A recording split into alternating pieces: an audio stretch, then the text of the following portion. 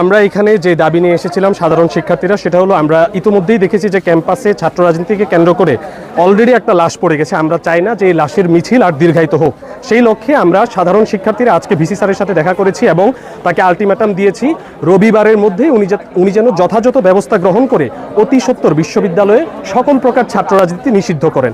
এবং সেটা আসলে কোনো দুর্বুদ্ধ অস্পষ্ট দাবি না, আমরা অতীতেও দেখেছি বিভিন্ন বিশ্ববিদ্যালয়ে সেরকম ব্যাপার ইমপ্লিমেন্ট হয়েছে। আমরা চাই জাহাঙ্গীরনগর বিশ্ববিদ্যালয়েও বুয়েটের অ্যাপ্রোচে সকল প্রকার ছাত্র রাজনীতি নিষিদ্ধ করা হোক।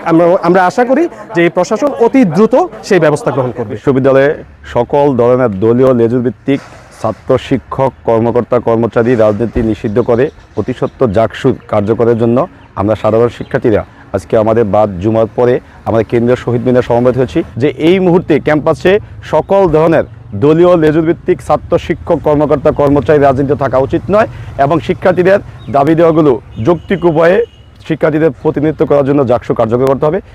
জাহাঙ্গীরনগর বিশ্ববিদ্যালয়ে কোনো দলীয় লেজুর ভিত্তিক ছাত্র শিক্ষক কর্মকর্তা কর্মচারী রাজনীতি চলবে না। এই জাহাঙ্গীরনগর বিশ্ববিদ্যালয়ে আগামী দিন কিভাবে চলবে সেটা নির্ধারণ করবে জাহাঙ্গীরনগর বিশ্ববিদ্যালয়ের সাধারণ শিক্ষার্থীরা। আমরা সাধারণ শিক্ষার্থীরা আজকে বিসি স্যারের সাথে দেখা করতে এসেছি দলীয় রাজনীতি বন্ধের জন্য। সকল ধরনের দলীয় রাজনীতি, সেটা হতে পারে শিক্ষক, সেটা হতে পারে শিক্ষার্থী এবং সেটা হতে পারে কর্মচারী রাজনীতি।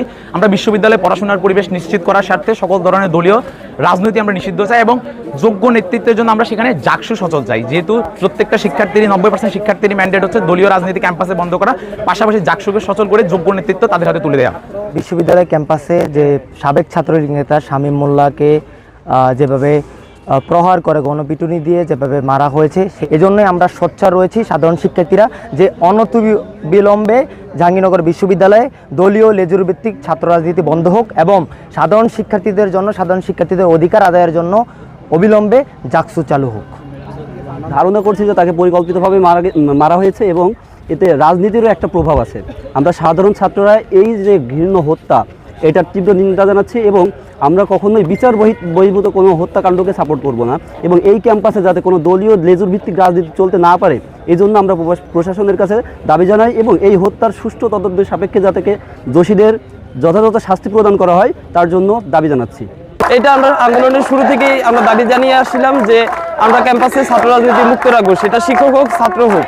আমাদের এই হত্যাকাণ্ডের পেছনে আমাদের শিক্ষক রাজনীতিও অনেক বড় ভূমিকা পালন করেছে, কারণ শিক্ষকরা এটা নিয়ে কোনো কথাই বলেনি।